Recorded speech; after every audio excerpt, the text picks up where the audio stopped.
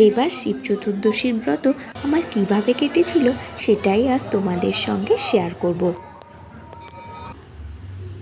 সকালবেলা বাজার থেকে কিছু ফুল কিনে এনেছিলাম। এখানে একটা প্যাকেটে একসঙ্গে অনেক রকমই ফুল দেয়, যেটা আমি খুব সুন্দরভাবে আলাদা করে নিয়েছিলাম। আর একটা থালাও সাজিয়েছিলাম মহাদেবকে সাজানোর জন্য। ফুলের সঙ্গে কিছু বেলপাতা আর তুলসী পাতাও দিয়েছিল। আরও অনেক কিছু মহাদেবের পুজোতে লাগে, তবে যেটুকু উপকরণ আমি জোগাড় করতে পেরেছিলাম তাই দিয়েই পুজো করি। প্রথমে ঘি মাখিয়ে শিবলিঙ্গ বসিয়ে একে একে দুধ, দই, মধু দিয়ে স্নান করাই। আর মহাদেবের প্রিয়পত্র বেলপাতা, অপরাজিতা ফুল ও আকন্দ ফুলের মালাও পরাই। সমস্ত ঠাকুরকেই খুব সুন্দরভাবে ফুল দিয়ে সাজিয়ে নিয়েছিলাম। আর প্রদীপ, ধূপ, ধুনো আগে থেকেই জ্বালিয়ে নিয়েছিলাম। দেখো এবার কেমন লাগছে মহাদেবকে।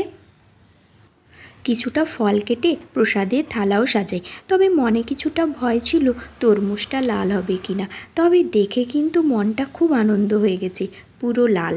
সন্ধেবেলা দুজনে রেডি হয়ে গেছি, বেরিয়ে পড়েছি মন্দিরে যাওয়ার জন্য। ছোটোবেলা থেকেই জল ঢালি শিবের মাথায়, তো বিয়ের পরে আমি আর বর দুজন মিলেই একসঙ্গে জল ঢালছি।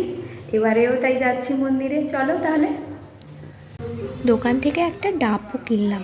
এই মন্দিরে একসঙ্গে হরপার্বতীর মূর্তি রয়েছে, তবে এবছর আর আমাদের একসঙ্গে শিবের মাথায় জল ঢালা হলো না, পুরোহিত নিজেই ঢেলে দিলেন। তারপর আমরা প্রদীপ এবং ধূপ জ্বালিয়ে কিছুক্ষণ বাইরে অপেক্ষা করছিলাম। বরের অফিস কলিগ ও তার স্ত্রী এলো। সবাই মিলে আমরা উত্তরেশ্বর মন্দিরে যাই। প্রচুর ভিড় রয়েছে আর পুলিশ প্রোটেকশানও রয়েছে। ভেতরে ঢোকার সিস্টেমটাও অদ্ভুত, একটু কষ্ট করেই ঢুকতে হলো। প্রচুর মানুষ বসে রয়েছেন ঘিয়ের প্রদীপ জ্বালিয়ে। সারা রাতই ওনারা বসে থাকবেন এই প্রদীপ জ্বালিয়ে। আমরা যতই ভেতরে যাচ্ছি চারিদিকে শুধু প্রদীপ আর প্রদীপ। এবার আমরা মূল মন্দিরের ভেতরে ঢুকেছি।